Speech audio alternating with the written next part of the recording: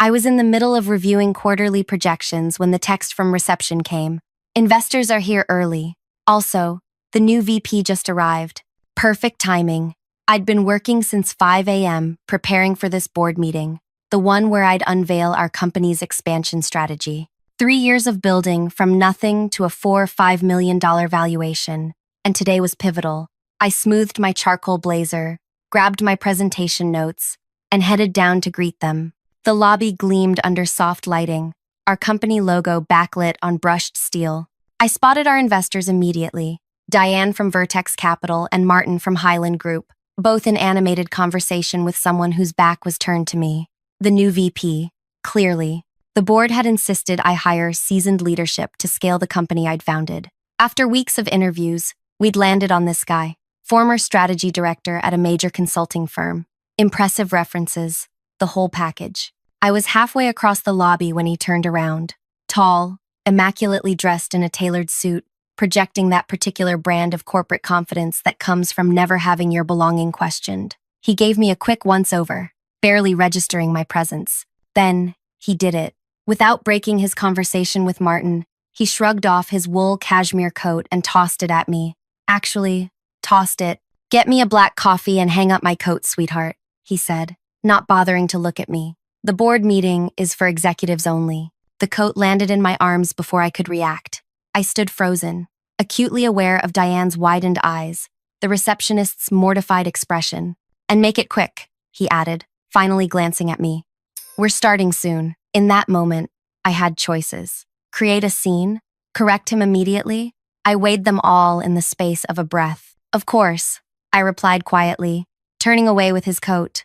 I walked 10 paces before he called after me. "Oh, and if you see Janina, tell her I'm here." Janina, me. He was looking for me while dismissing me to my face. I nodded and continued walking, my mind already calculating moves like a chess player. Because that's what you learn as a woman founder. When to speak, when to wait, when to let someone reveal themselves fully before you decide what to do about them. I knew one thing with absolute certainty. This moment would matter, for both of us. Before I continue, thank you for being here. I rarely share these stories outside my close circle, but sometimes the experiences we face deserve to be voiced. Drop a comment letting me know if you've ever been invisibilized in your own space. I read them all, and it helps to know I'm not alone in this. My name is Janina, and until 6 months ago, I ran every aspect of Edge Analytics, the enterprise intelligence platform I coded in my apartment 4 years earlier. The idea came while working at a major tech company, where I noticed how poorly executives understood their own operations. My platform changed that, giving real-time insights into productivity bottlenecks, resource allocation, and team dynamics. We grew fast, too fast. According to the board, "You need experienced leadership," they insisted. During our last funding round, someone who scaled before. I resisted initially. This was my company, my vision. But they made funding contingent on bringing in adult supervision. That phrase still makes my teeth clench. After interviewing 12 candidates, I reluctantly settled on Garrett, polished, articulate, with the pedigree my investors respected. Stanford MBA, Boston Consulting Group, 2 successful exits. On paper, perfect. His references checked out, though one former colleague made a comment that should have been a warning. He always delivers results, but watch how he treats people below his pay grade. I dismissed it. We all have blind spots in reference checks, right? His first 2 days had been a blur of introductions and onboarding.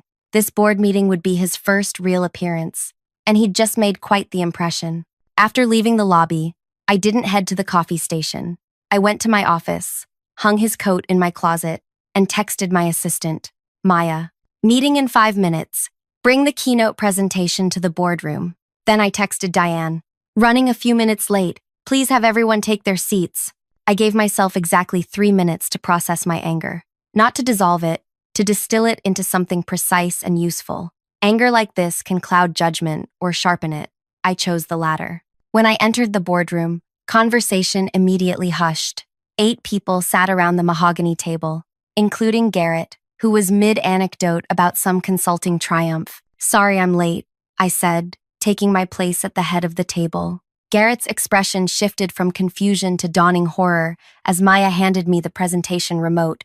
Before we begin, I continued smoothly.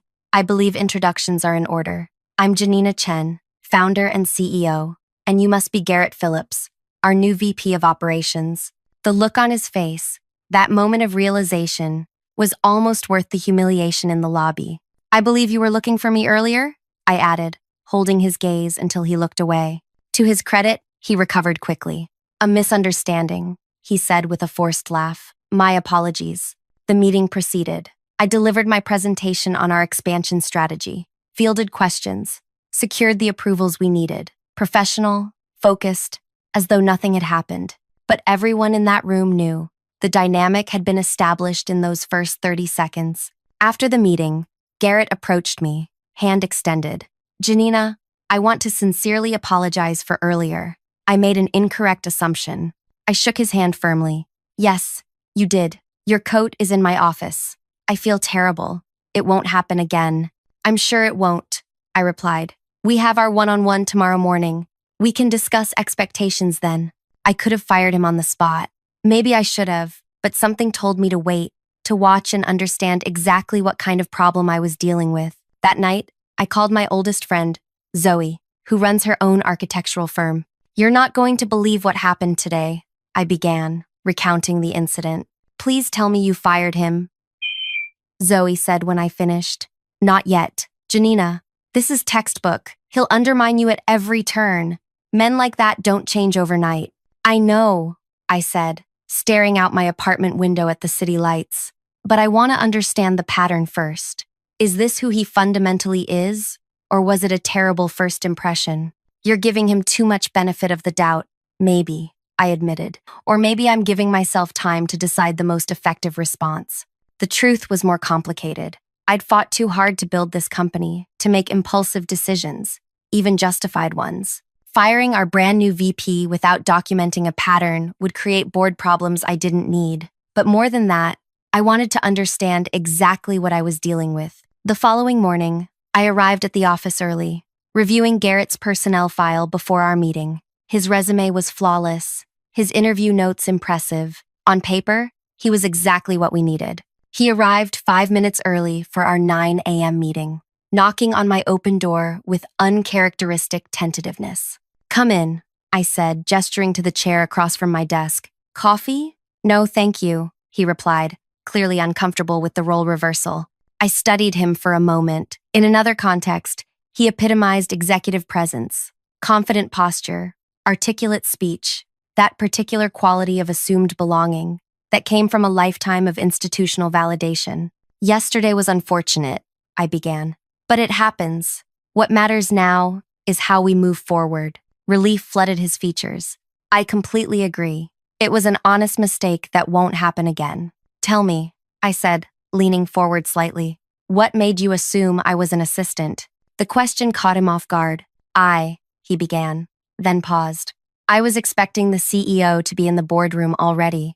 The meeting wasn't scheduled to start for another 20 minutes. Right. I suppose I just made an assumption. It was wrong, and I apologize. I nodded slowly. Garrett, I selected you for this position because your experience complements what we've built. The board wanted seasoned leadership, and your track record is impressive. But for this to work, we need absolute clarity about roles and expectations. Of course, he said quickly. I'm here to support your vision and help scale operations. Good, because while I value your expertise, this is still my company. I built it from nothing. Every line of core code, every initial client relationship, every aspect of our culture that came from me and the team I assembled. His expression remained carefully neutral, but something flickered in his eyes. Doubt? Reassessment? I couldn't quite place it. I understand completely, he said. For the next hour, we discussed his onboarding plan, his responsibilities, and immediate priorities. He was engaged, offering thoughtful insights about operational inefficiencies he'd already noticed. Had yesterday been simply an unfortunate first impression? Over the next 2 weeks, the answer became increasingly clear. It wasn't. In his first executive team meeting, he interrupted our chief marketing officer, Layla, 3 separate times, talking over her marketing strategy presentation, Yet, when Ryan from product management spoke, Garrett listened attentively. During client calls, he routinely directed technical questions to male team members, even when I was the most qualified person to answer.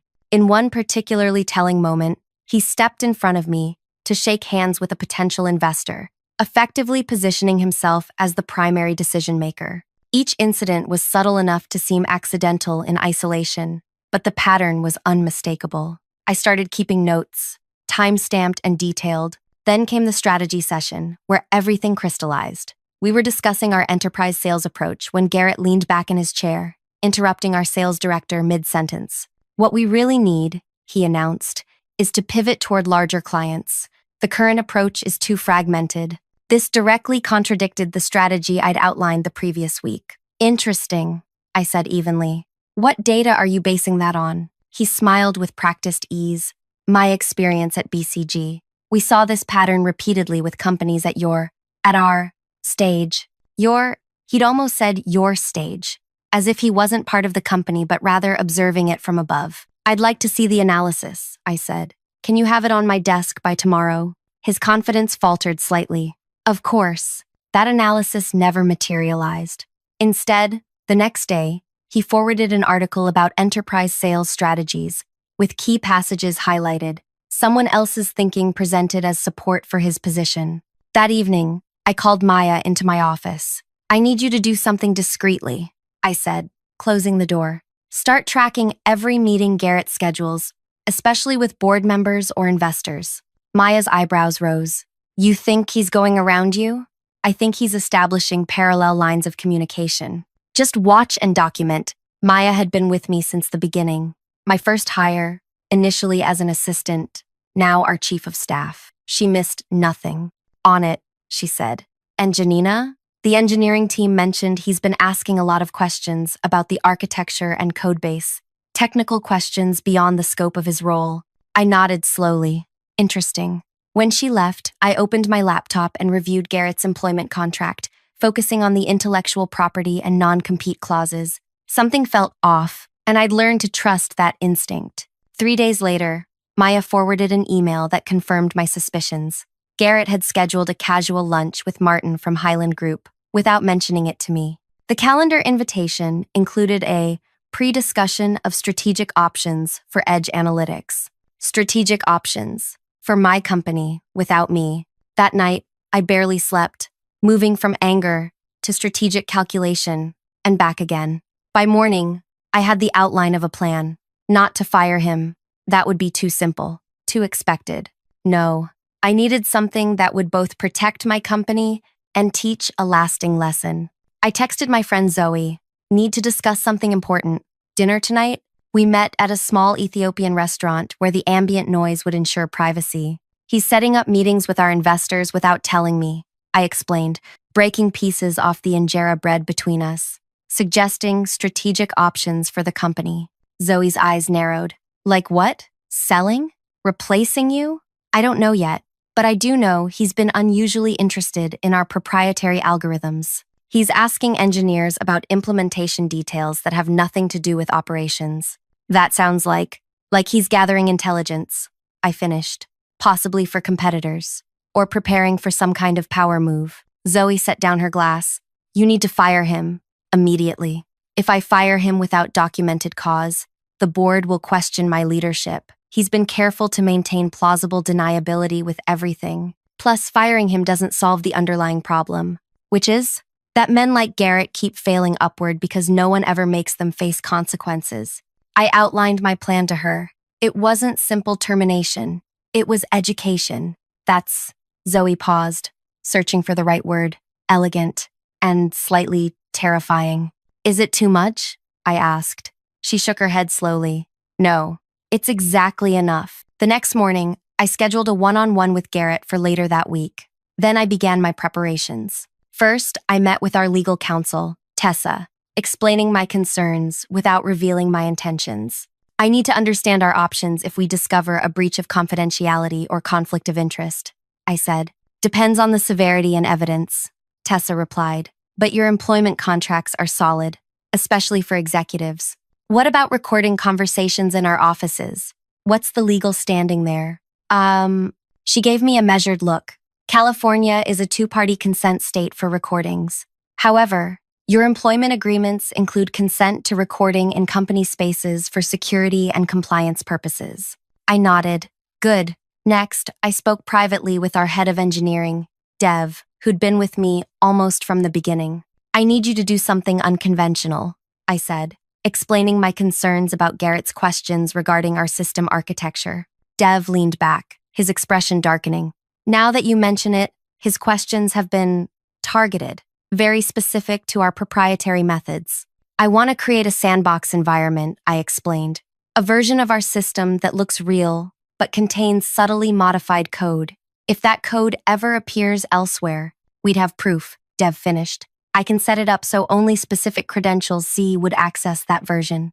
Perfect. With those elements in place, I met with each executive team member individually, carefully gauging their experiences. With Garrett, a pattern emerged. He cultivated allies among the men while subtly undermining the women. He'd taken credit for Layla's marketing strategy in an investor email. He'd dismissed our CFO Rachel's financial projections as overly cautious in a board update. By the time our scheduled one-on-one arrived, I was prepared. Garrett entered my office with his usual confidence, settling into the chair across from me. Janina, he greeted me. I've been looking forward to this. I have some exciting ideas about our enterprise strategy. Before we get to that, I said, sliding a folder across the desk, I'd like to discuss these. He opened the folder to find printouts of emails he'd sent to Martin and two other board members. Emails discussing leadership structure concerns and execution risks under current management. His expression shifted from confusion to wariness. These were confidential communications with my board members about my company's leadership, specifically questioning it. I kept my voice calm. Did you think they wouldn't share these with me? He recovered quickly. Janina, you're misinterpreting this. I was simply providing my professional assessment, which is what you hired me for. No, Garrett, I hired you to strengthen operations, not to undermine my position with investors. He leaned forward, voice dropping into what I recognized as his persuasion register. Look, this industry moves fast. The board brought me in because they know companies like this need experienced leadership to scale. I'm trying to help position you, for success. By suggesting I might not be the right person to lead the company I founded? That's not, he stopped, recalibrating. I think we're having a communication breakdown here. My intention was to highlight areas where my experience could complement yours. I studied him for a long moment. You know what's interesting? You've been here nearly a month, and you've never once asked about my background or expertise. Did you bother researching me before accepting this position? He shifted uncomfortably. Of course, your entrepreneurial story is impressive. My entrepreneurial story, I repeated. Not my technical background, my patents, my 5 years leading development teams at Oracle before founding Edge. His silence was answer enough. Here's what's going to happen, I continued. We're going to try an experiment. You clearly believe there are leadership gaps I'm not addressing. So prove it. For the next month, I want weekly strategy documents from you. Specific, detailed operational improvements with measurable outcomes. That's reasonable, he said, visibly relieved this wasn't going worse. I can certainly provide that. And one more thing. I'm restructuring how you'll integrate with the team. Starting Monday, you'll spend one full day with each department: engineering, product, marketing, sales, customer success, not leading or directing, observing, learning how we actually operate before proposing changes. His smile tightened. I've already met with those teams. Meeting isn't understanding. You'll start with customer success, handling support tickets, joining troubleshooting calls. Then, a day with sales, making actual calls. Then engineering. Janina, with all due respect, that's not an effective use of my experience. I was hired for executive leadership, not frontline work. How can you lead what you don't understand? I ask simply. This isn't punishment, Garrett. It's opportunity. Learn how this company actually functions from the ground up. Then your strategic recommendations will have real value. I could see him calculating, weighing his options, refuse and potentially lose his position, or comply and endure what he clearly considered beneath him. Fine, he finally said. If that's what you need to establish trust, I'll do it. Excellent. Maya will send you the schedule. We'll reconvene in a month to assess progress. After he left, I remained at my desk, turning our conversation over in my mind. His reluctance told me everything. He didn't want to understand the company. He wanted to control it. The next morning, I arrived early to find Layla waiting outside my office. "We need to talk," she said, following me inside. "Garrett called me last night, asking about our conversation." I frowned. "What conversation?" "Exactly. We never had one. He implied you'd raised concerns about my marketing strategy and wanted my side of the story. He was fishing for division." My suspicions solidified into certainty. "Thank you for telling me. Janina, what's really going on with him?" I considered how much to share. Layla had been with me for 2 years. Loyal, brilliant, essential to our growth. "I think," I said carefully, "Garrett was hired with certain expectations about his role here. Expectations that may not align with reality." "You mean he thought he'd be running things?" she translated. "Something like that." She leaned forward. "The team is behind you. 100%. Whatever you need." Her words settled something in me. I wasn't fighting this battle alone. "Actually," I said, "there is something you can help with." The following Monday, Garrett reported to the customer success department as directed, his displeasure barely concealed beneath professional courtesy. Priya, our head of customer experience, later told me he spent most of the day on his phone, paying minimal attention to the support processes she was explaining. He kept saying things like, "I'm just trying to get the big picture," whenever I asked him to actually try handling a ticket, she reported. On Tuesday, he shadowed the sales team, but refused to make actual calls, instead observing and taking occasional notes. By Wednesday, with engineering, his true interests became clear. Despite his disinterest in other departments, he peppered Dev with questions about our core algorithms and data processing methods. "He's definitely gathering intelligence," Dev confirmed that evening. "Very specific questions about implementation details and our proprietary methods." "Is he accessing the sandbox environment?" "Yes, multiple times. He's been downloading documentation too." I nodded. "Keep tracking it." Meanwhile, I'd begun phase 2 of my plan. I scheduled a special executive committee meeting for Friday afternoon. "Quarterly strategic review," the invitation read. "All department heads required. Please prepare 5-minute updates on key initiatives." When Friday arrived, the conference room filled with our leadership team. Garrett positioned himself prominently near the head of the table, next to where I would sit. I noticed he'd dressed particularly well. Custom suit, expensive watch prominently displayed, ready to impress. I entered precisely on time, Maya behind me with her tablet. "Thank you all for being here," I began. "Before we start department updates, I have an important announcement." The room quieted. The board has approved a new executive position, Chief Innovation Officer. This role will spearhead our next-generation products and represent edge analytics at major industry events. Garrett sat up straighter, interest evident. "This is a critical leadership role, reporting directly to me, with significant visibility to the board and our key partners." I paused, letting the information sink in. Garrett was practically vibrating with restrained eagerness. "I'll be conducting interviews starting next month. The ideal candidate will have deep understanding of our technology, our culture, and most importantly, our people." I met Garrett's eyes directly. "I expect several internal candidates will be considered." The message was clear. This was the carrot, a prestigious position with exactly the kind of visibility and influence he craved. "Now," I continued, "let's begin our updates. Layla, would you start us off with marketing?" As the meeting progressed, I watched Garrett carefully. He was fully engaged now, asking thoughtful questions, offering genuinely useful insights.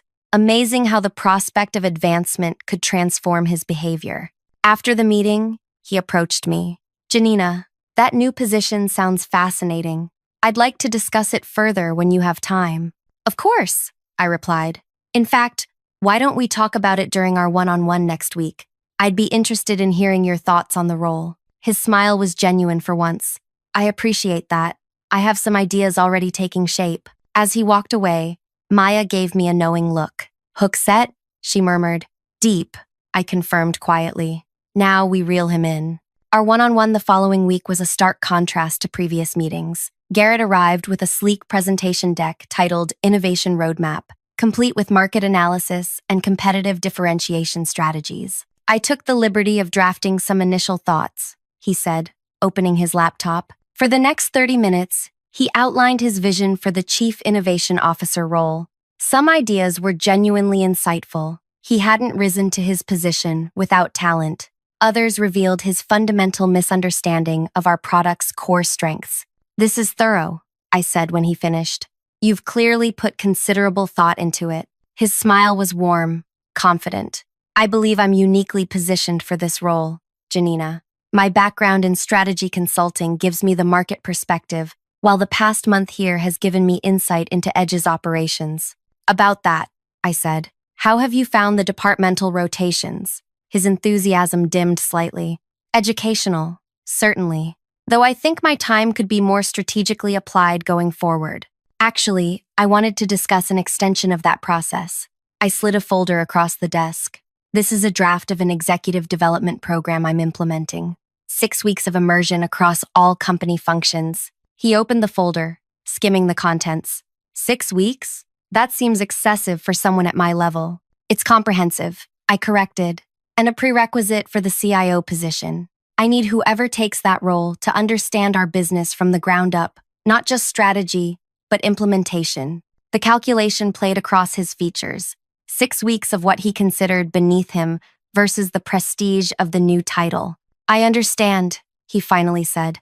"When would this start?" "Next Monday. You'd begin with a full week supporting our office management team, administrative functions, facility operations, front desk duties, the foundation of how we actually operate day to day." I watched the muscle in his jaw tighten. "Front desk duties? Every part of this company matters, Garrett. That's our culture. I worked the front desk myself during our first year when we couldn't afford additional staff." He nodded stiffly. "Of course, whatever it takes."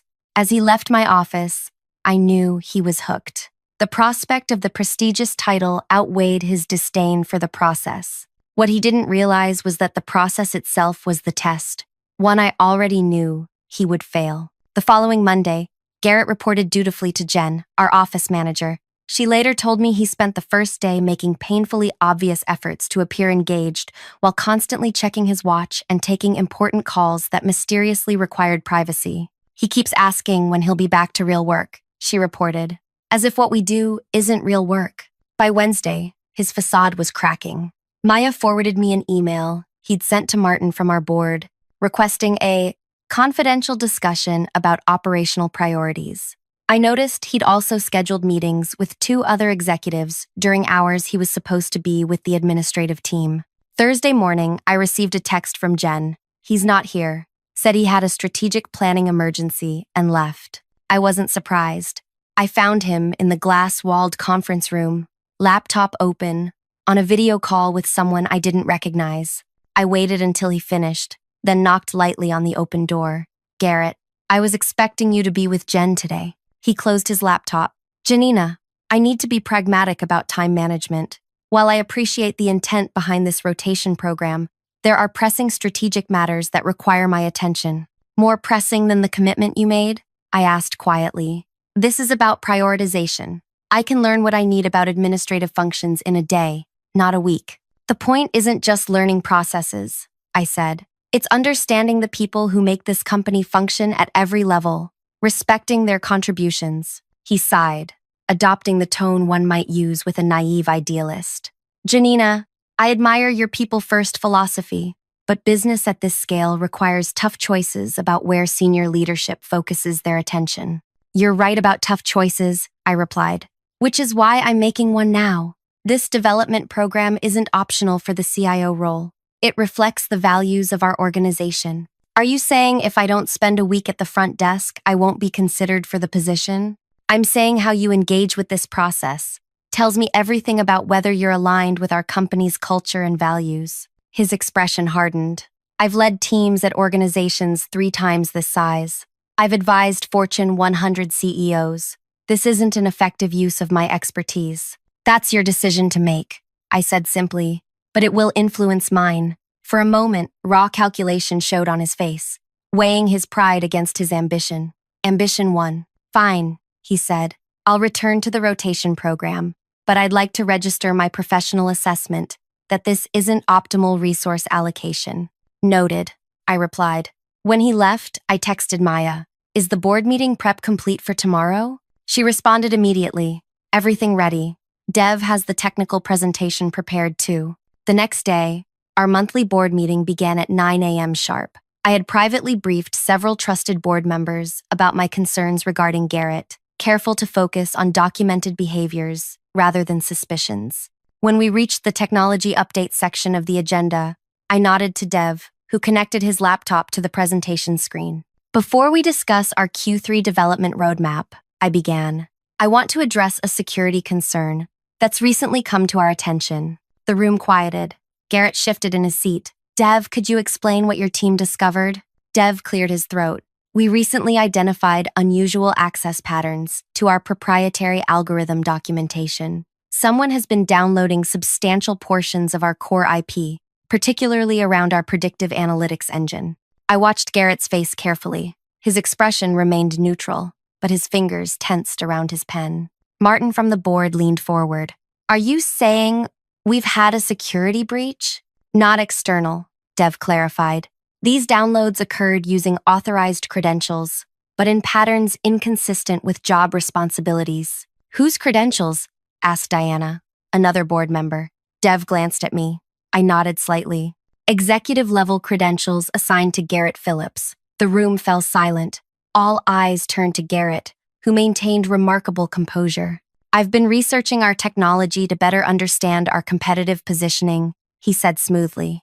As discussed with Janina, I've been developing strategic recommendations for our innovation roadmap. This required technical understanding of our current capabilities. Over 20 gigabytes of technical documentation? Dev asked, including implementation details for algorithms not related to your operational responsibilities? Garrett's smile tightened. I'm thorough, and as I understood it, the CIO role would oversee technical innovation. I was preparing accordingly. I leaned forward. Garrett, Dev hasn't mentioned yet that some of the documentation you accessed was modified, specifically for your user credentials. His composure faltered slightly. Modified how? Fingerprinted, Dev said. Subtle alterations that wouldn't affect functionality, but would be identifiable if the code appeared elsewhere. It's a standard security practice for high-value IP. The implication hung in the air. Garrett's face flushed. Are you suggesting I was stealing company information? That's absurd. I was doing my job, the job Janina encouraged me to prepare for. I turned to the board. I believe Garrett has shown genuine interest in our technology. My concern is the pattern of behavior, accessing sensitive information beyond his scope, meeting privately with board members to discuss leadership concerns, and most recently, disregarding the development program he agreed to participate in. Martin frowned. What development program? I briefly explained the rotation system and Garrett's resistance to it. As I spoke, I could see the narrative taking shape in the board members' minds. Not of a villain twirling his mustache, but of an executive who believed himself above the company's culture and processes. Additionally, I continued, we've documented several instances where Garrett has undermined female executives while appropriating their work. I distributed a folder containing emails, meeting notes, and testimony from team members. Diana reviewed the materials, her expression darkening. This is concerning, to say the least. Garrett's professional mask was slipping. This is a coordinated attempt to discredit me because I've identified operational inefficiencies that require attention. Janina feels threatened by executive expertise. That's why she has the CIO role dangling like a carrot while making me perform demeaning tasks. Demeaning? I repeated. You mean working alongside the people who make this company function? Understanding their challenges and contributions? Be realistic, he snapped, frustration breaking through. A VP shouldn't be answering phones or making coffee. It's not efficient leadership. The room went still. In his defensive anger, he'd revealed exactly what I needed the board to see. His fundamental belief that certain work was beneath him, that certain people were beneath him. Martin cleared his throat. Garrett, would you give us a few minutes with Janina, please? Garrett stood, straightening his jacket. Of course, but I hope you'll consider the larger picture here. Edge analytics needs experienced leadership to scale effectively. That was the whole reason for bringing me on. After he left, Diana turned to me. How long has this been going on? Since his first day, I said. I've been documenting it carefully before bringing it to your attention. I wanted to be certain this wasn't just an adjustment period. And the CIO position? Martin asked. Is that real? Not yet, I admitted. I created it as a controlled environment to observe his behavior. If he was genuinely interested in helping the company succeed, he would have embraced learning how we operate at every level. Instead, he revealed that he considers much of our work, and by extension, our people, beneath his attention. The board discussed the situation for 20 minutes, reviewing the documentation I'd provided. Their conclusion was unanimous. We'll support whatever action you recommend, Martin finally said. This isn't the leadership addition we had hoped for. When Garrett returned, Martin delivered the board's decision. His employment was terminated, effective immediately. This is a mistake, Garrett said, looking at each board member. You brought me in because you recognized the need for experienced leadership. Are you really going to let Janina's insecurity derail that? Diana's voice was cool. We brought you in to strengthen the company's operations, not to undermine its founder or devalue its culture. Your actions have demonstrated a fundamental misalignment with what Edge Analytics stands for. As Garrett gathered his things, escorted by our head of security, I felt no satisfaction, only resolution. This wasn't about revenge. It was about protecting what we'd built and the people who built it with me. That evening, I stayed late, walking through the quiet office. I stopped at the front desk where Jen was finishing up her day. I heard what happened, she said. The team's already talking about it. What are they saying? I asked. She smiled. That you see everything, and that you'll always have our backs. This company works because everyone matters, I said. That's not ideology. It's how we succeed. Well, we appreciate it. And for what it's worth, he was terrible at answering phones, kept transferring calls to the wrong departments. I laughed. Somehow that doesn't surprise me. As I walked to my office, I thought about tomorrow's all-hands meeting, where I'd need to address Garrett's departure. This wasn't the end of our challenges. The board still wanted experienced leadership, and I'd need to find it. But at least now they understood the kind of leadership we actually needed. My phone buzzed with a text from Zoe. Heard the news. You okay? I typed back. Better than okay. Clear. There's a certain clarity that comes from standing your ground, not in anger or revenge, but in the simple defense of what matters.